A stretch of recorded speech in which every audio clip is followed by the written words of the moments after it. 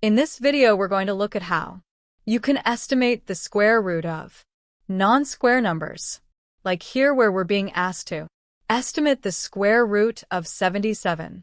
The first step with questions like this is to find the two square numbers on either side of the number that you're given. So if you need to find the square root of 77, you want to remember that 8 squared is 64.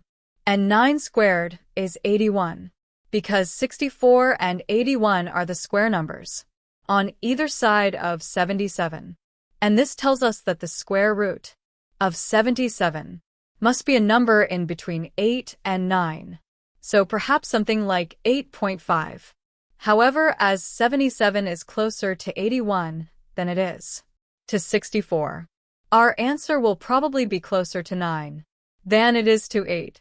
And so instead we might guess something like 8.8, which if we're only trying to give an answer to one decimal place is actually correct. If we wanted to give it to 3 decimal places, the answer would have been 8.775. But we can't really estimate to that level of detail. Let's try another one. This time we're looking for the square root of 30. So we need to recall that 5 squared is 25, and 6 squared is 36. Then, because 30 is roughly in the middle of 25 and 36, we could estimate that our answer is roughly in the middle of 5 and 6.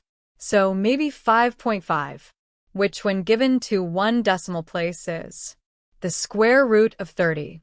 Anyway, that's everything for this video.